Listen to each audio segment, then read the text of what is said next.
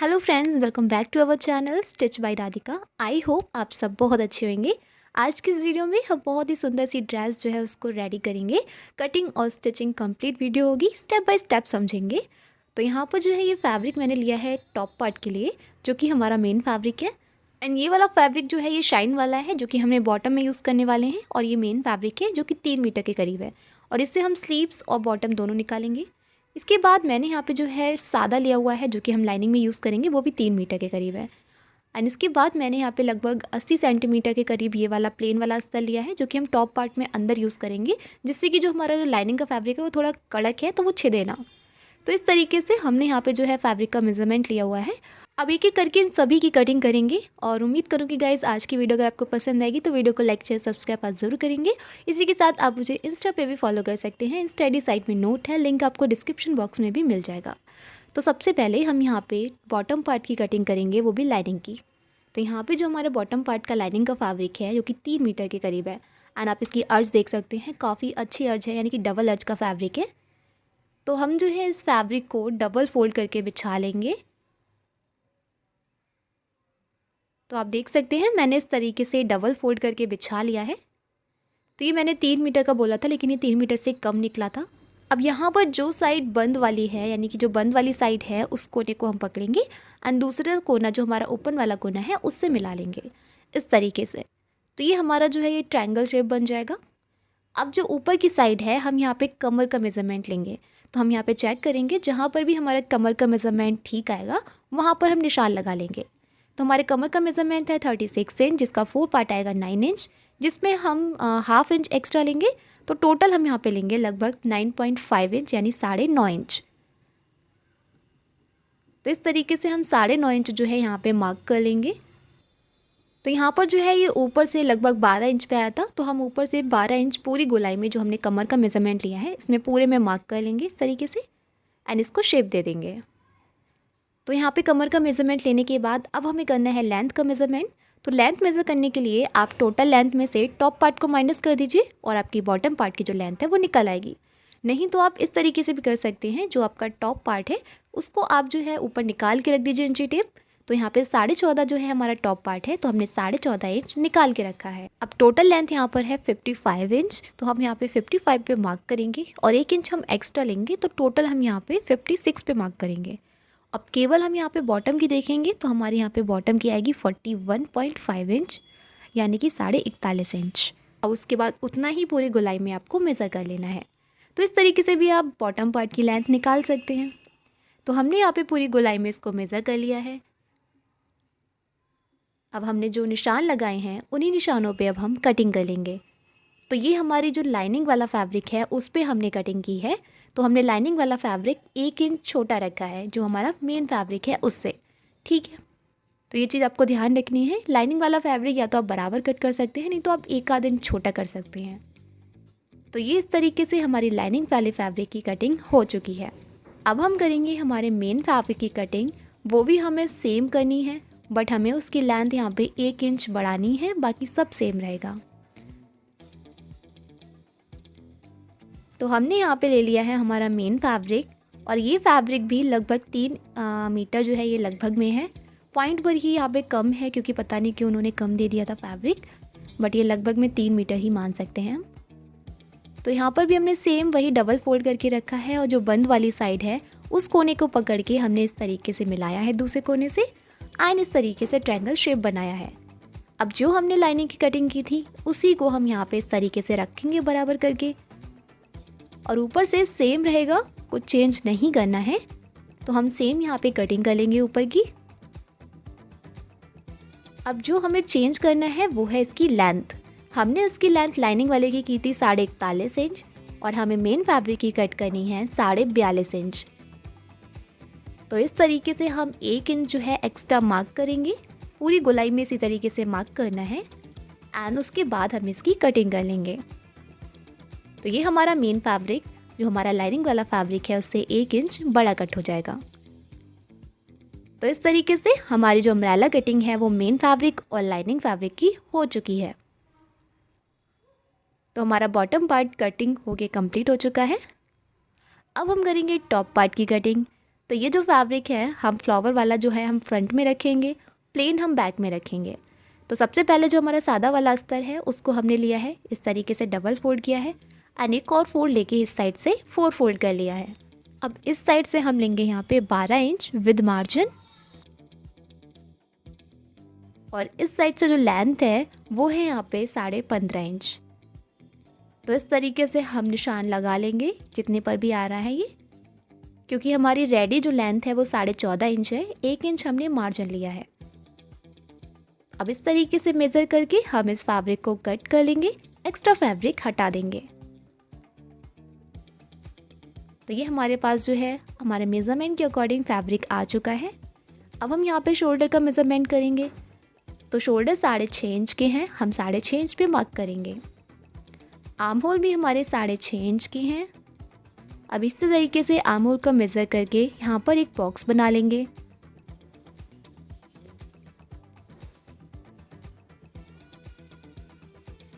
ये आप ध्यान रखिएगा जो हम मार्क ले रहे हैं ये बंद वाली साइड से ले रहे हैं, क्योंकि इस साइड से हमारी कटिंग हो जाएगी और नेक जो है हमारी बंद वाली साइड रहेगा। अब यहाँ पर गोलाई देंगे हम आर्म होल में, फ्रंट की देंगे 1 इंच की और बैक की देंगे 1.5 इंच की। इस तरीके से मार्क करके यहाँ पर हम गोलाई दे देंगे। अब यहाँ पे हम चेस्ट का मेज़रमेंट करेंगे।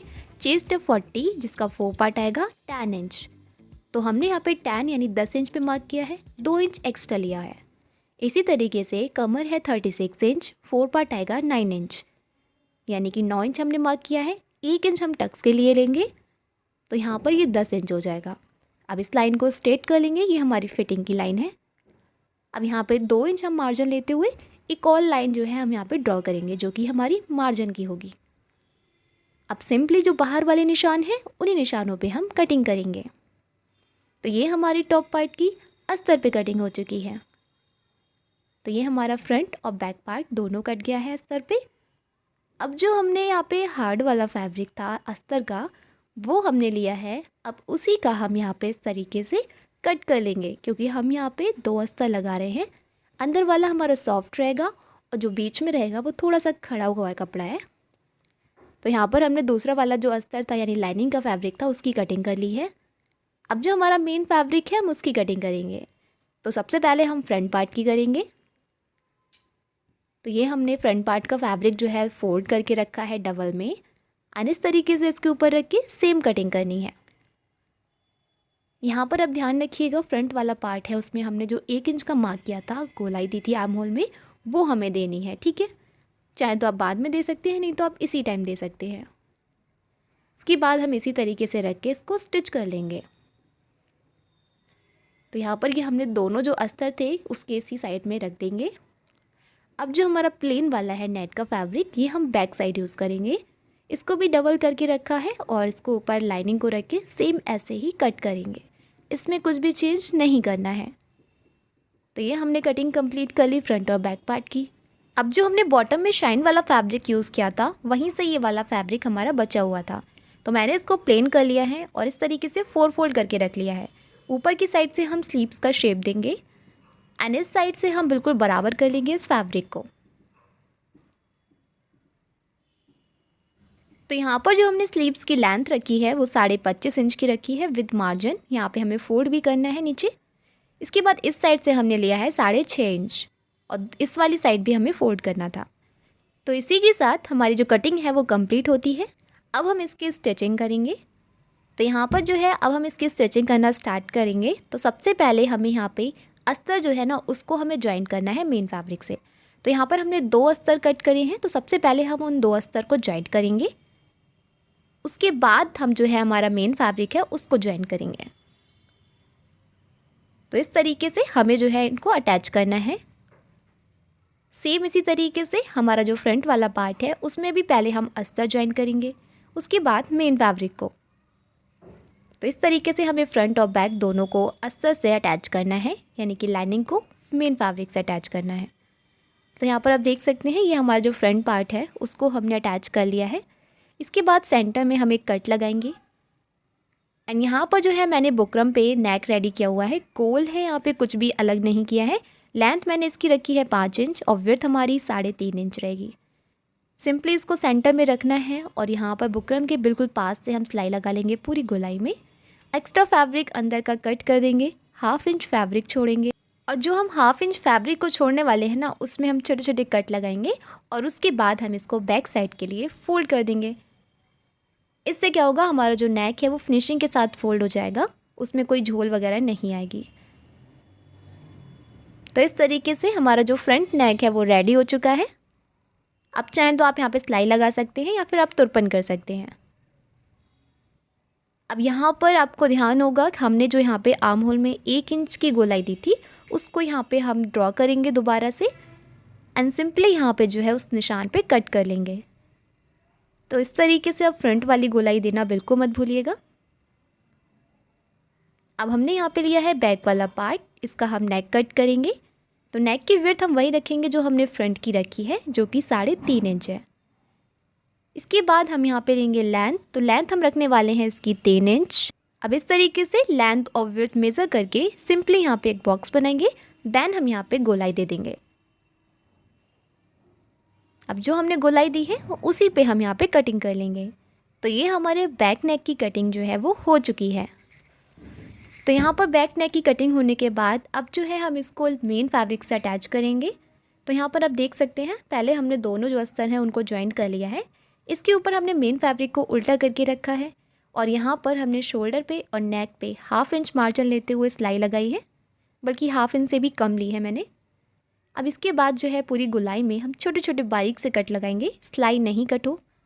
अब इसके बाद हम इसको सीधा कर लेंगे। तो ये हमने नेक अलग से रेडी नहीं किया है, ऐसे ही हमने सिलाई लगा के इसको रेडी कर लिया है। आप चाहे तो अलग से भी इसको रेडी कर सकते हैं। अब इसके बाद जो है हम चारों तरफ इसकी सिलाई लगा के दोनों को हम अटैच कर लेंगे। आप चाहें तो यहाँ पे सिंगल लाइनिंग यूज़ कर सकते हैं, बट मैंने यहाँ पे डबल लाइनिंग यूज़ की है, वो आपके ऊपर डिपेंड करता है।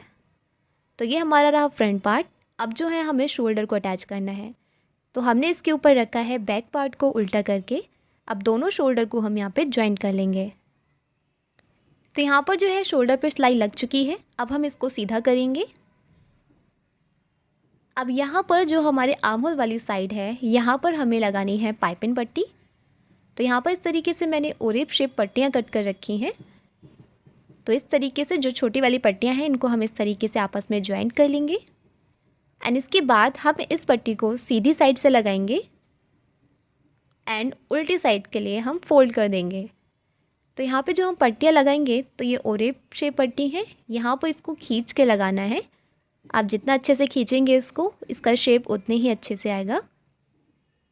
तो यहाँ पर इस तरीके से जो है इस पट्टियों को मैं खींच के जो है पूरी गोलाई में लगा लूँगी आर्म होल वाली साइड। तो यहाँ पर आप देख सकते हैं, यहाँ पे पूरी गोलाई में जो है हम इसको अटैच कर चुके हैं। अब इसके बाद हम इसको उल्टी साइड के लिए इस तरीके से फोल्ड करते हुए पूरी गोलाई में हम पाइपिंग को कंप्लीट करेंगे।